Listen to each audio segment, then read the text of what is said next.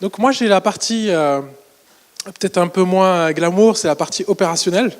Maintenant que vous êtes convaincus qu'en 2018, il faut lancer une stratégie vocale, il faut s'y intéresser, il faut voir ce qui s'y passe, et il faut expérimenter.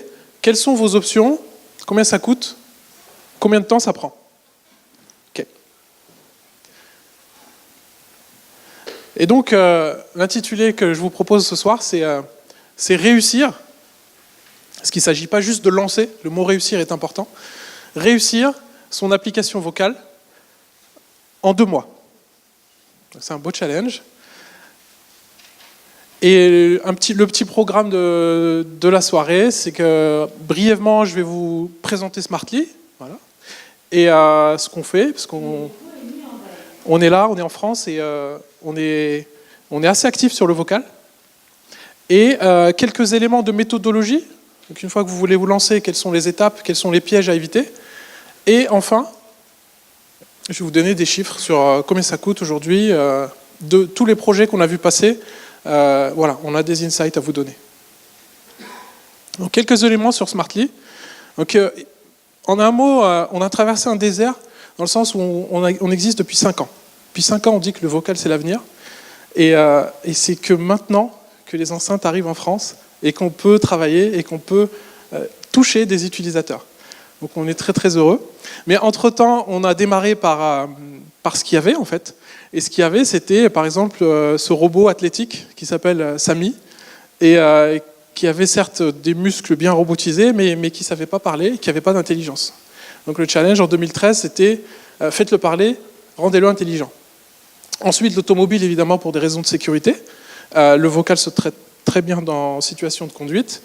Et enfin, aujourd'hui, nous sommes très actifs sur les enceintes et on a reçu la distinction Alexa Champions, qui aujourd'hui a été remise à 20 personnes dans le monde et qui nous distingue notre expertise dans le vocal. On sera ravis de partager ce soir et pourquoi pas ensuite. Donc juste en un mot, ce qu'on défend, ce qu'on prêche tous les jours, c'est que la plupart des applications vocales aujourd'hui échouent. Pourquoi est-ce qu'elles échouent? Aujourd'hui, on a 33 000 applications sur Alexa, sur le store Alexa, et seulement 3% sont utilisées régulièrement. Pourquoi? Parce qu'elles ont été, leur fabrication, leur conception a été donnée à des développeurs, des programmeurs, et c'est comme si vous vouliez faire une super production hollywoodienne et que vous confiez ça à un caméraman. Il ne saura pas. Parce qu'il faut des scénaristes, il faut des cadreurs, il faut des ingénieurs du son, il y a plein de métiers qui sont impliqués. Donc nous, ce qu'on défend, c'est le design, et ensuite seulement le développement. Donc, pour faire ça, on a créé un outil super simple qui permet de réconcilier un peu tout le monde, les designers, les gens du métier, les chefs de projet, les scénaristes, et voilà, avec une interface très visuelle, j'ai fait une application vocale avec mon fils de 8 ans, donc je pense que c'est aussi à votre portée. Le machine learning y est aussi inclus, mais c'est quelque chose qui va être transparent pour vous. Voilà, on a fait plus de 40 applications conversationnelles, chat et voice. Voilà, dont certaines qui sont en production en ce moment même, avec TF1, voilà, les recharges, combien ça coûte une voiture électrique sur Messenger, mais surtout des applications vocales, c'est ce qui nous intéresse ce soir. Donc le cas boulanger, j'aimerais vous en dire quelques mots. Donc Loïc, par rapport à les chiffres que tu nous as donnés tout à l'heure, je suis très heureux parce que il y a 2 use cases qui reviennent en fait dans cette application. La première, c'est effectivement consulter les horaires de mon magasin, et le deuxième, en fait, c'est contacter le support client en fait directement. Donc là, l'enjeu, c'est pour Boulanger, c'est de faciliter la vie des utilisateurs qui n'ont plus à chercher un numéro de téléphone sur un site internet pour contacter. Il suffit de dire OK Google, je veux parler à Boulanger. Voilà. C'est aussi simple que ça. Et ensuite, l'expérience est engagée. Donc aujourd'hui, on a une métrique. C'est important pour vous, quand vous lancez votre application, de tout de suite fixer un objectif chiffré de retour sur investissement. Et là, en l'occurrence, pour nous, la métrique, c'est combien d'appels on va être capable de déporter du call center vers l'enceinte intelligente. Ensuite, un autre élément que j'aimerais partager avec vous, c'est pas parce que votre métier, c'est par exemple la banque, c'est des services financiers, que votre application vocale doit nécessairement être une application financière. Vous pouvez tester les autres, prendre la température, avec un use case un peu décalé. Par exemple, moi je vois bien Coca-Cola lancer quelque chose sur la Coupe du Monde, parce que voilà, ils sont sponsors, etc. Donc là, typiquement avec BNP, ce qu'on a fait, c'est pour une communauté très limitée de fans de sport, de tennis, de pouvoir accéder aux résultats du top 100, de connaître un peu, Rafael Nadal, c'est quoi son classement, est-ce qu'il est droitier, est-ce qu'il est gauchier, quelles sont ses mensurations, etc. etc. Donc, très bon retour, très bon feedback, et c'est moins risqué que de partir tout de suite sur votre métier cœur, en prenant une petite voie déviée et en prenant la température. Voilà, et on a plein d'applications en cours de réalisation. Bon, maintenant la partie méthodo. Donc, vous avez les cycles classiques du projet. Donc, je cadre, je réalise, je lance. Et pour les plus courageux d'entre vous, c'est important de le faire. C'est une fois qu'on a lancé, vu qu'on est sur une application où il y a beaucoup de machine learning et que toutes les demandes des utilisateurs, c'est un nouveau canal de communication. Vous allez ouvrir les vannes, vous allez avoir des milliers de requêtes qui vont vous arriver tous les jours. Il est très très très important de scruter, d'analyser très finement ces requêtes pour pouvoir découvrir des nouveaux cas d'usage, comme ceux qu'on a vus tout à l'heure dans l'enquête. Donc en gros, au niveau méthodologie, ce que je vous conseille, c'est que lors de la réunion du kick-off, il faut définir avec des utilisateurs, leur présenter l'objet, voilà, ça c'est vocal, voilà, je te fais une démo, les blagues, etc. Maintenant, qu'est-ce que tu aimerais que Boulanger te propose, que la marque X te propose en vocal? Et du coup, on a une boucle où l'utilisateur il est quand même au centre du process. Ensuite, on choisit, parmi tous les cas d'usage qu'on a réunis, ceux qui sont les plus pertinents.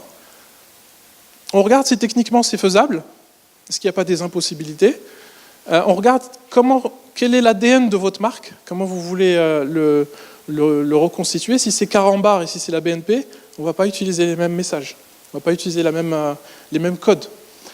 Donc, enfin, la partie design, ce que je disais, c'est qu'il va falloir vraiment rentrer dans le script, les mots, et éventuellement envisager d'utiliser une voix. Par exemple, Voyager SNCF pourrait utiliser la voix qui est utilisée dans les gares, etc., etc. Donc la voix, quelle est la voix qui vous représente le mieux? Voilà, et puis après les workshops, c'est très sympa, parce que voilà, c'est collaboratif, c'est interactif. Nous, on fait ça avec un format qu'on a défini. Et généralement, il y a des très très bonnes choses qui ressortent de ces workshops. Voilà une photo d'un workshop qu'on a fait pour un de nos clients. Et en gros, ce que je voulais aussi vous dire, c'est que, donc là, j'ai bien respecté le timing 8 semaines dans mon plan. Et vous voyez qu'on enchaîne, on essaie de faire 2 workshops par semaine. Donc ça veut dire que du côté client, il faut aussi être très très réactif, il faut être disponible. Et on va itérer sur la partie réalisation, parce que c'est jamais un one-shot. On va essayer quelque chose, on va le faire tester aux utilisateurs, on va avoir un feedback, on va itérer, on va refaire tester, on va réitérer. On fait ça 2 ou 3 fois avant de lancer en production. Voilà. Maintenant, par la partie chiffrée et temps, voilà, vous avez 3 options. En gros, vous avez 3 options. Vous avez l'option, vous avez beaucoup d'argent, vous ne savez pas quoi en faire. Vous allez recruter 10 data scientists, 3 parmi les meilleures stars de design conversationnel et 3 super développeurs Node.js, et vous allez créer une équipe que vous allez projet X, et ça va vous coûter 300 000 € et il ne va rien se passer pendant 1 an. Donc ça, c'est vraiment ce qu'on déconseille, parce que pendant ce temps-là, vos concurrents, ils avancent, ils vont sortir des choses, ils vont apprendre, ils vont itérer, et vous serez largué. Ensuite, il y a l'option agence, qui est pas mauvaise du tout, mais qui a l'inconvénient de vous proposer une boîte noire. Et à chaque fois que vous avez besoin de faire une itération, vous allez recontacter l'agence, repasser par la phase devis facture. Et la phase que nous, on recommande, c'est plutôt de passer par un éditeur logiciel, une méta-agence qui est entourée d'experts. Typiquement, aujourd'hui, Smartly, ce qu'on fait, c'est qu'on est entouré d'un réseau de freelance, d'experts, d'agences plus ou moins grosses, plus ou moins fortes, qui vont pouvoir vous accompagner. Et le logiciel qu'on va vous mettre entre les mains est totalement transparent. C'est-à-dire que vous allez pouvoir voir tout ce qui s'y passe et vous pouvoir itérer et créer des nouvelles versions. Bon, je vous passe les équipes qu'il faut mettre en place de votre côté et de notre côté, mais en gros, il faut de la dispo de votre côté. et de la dispo, notamment au niveau, pousser le projet au niveau COMEX, parce qu'il s'agit de stratégie vocale. Et dans stratégie vocale, il y a le mot stratégie, donc il faut vraiment que ce soit impulsé par la direction. Voilà, de notre côté, on va vous mettre un chef de projet, les designers, très important. Et il y a des nouveaux métiers comme le bot trainer qui sont là pour apprendre au bot des nouvelles phrases. Voilà, c'est ma dernière slide. Donc en gros, et aujourd'hui on considère 2 plateformes qui sont disponibles en France, enfin Amazon dans quelques semaines. On vous conseille d'aller sur les 2 par défaut et de voir un peu laquelle fonctionne le plus. Ensuite, en termes d'agences, il y a de plus en plus d'agences qui commencent à se positionner sur le vocal. On travaille avec toutes ces agences, donc vous pouvez nous contacter, on vous mettra en relation avec celles qui correspondent mieux à votre projet. Et enfin, pour les voix un peu personnalisées, il y a 2 acteurs en France qui sont Acapella et Voxygène, et qui, moyennant un petit temps de passage dans un studio, peuvent vous créer des voix sur mesure. Voilà, j'espère que vous êtes un peu plus voice ready grâce à cette présentation, et je vous remercie de votre attention.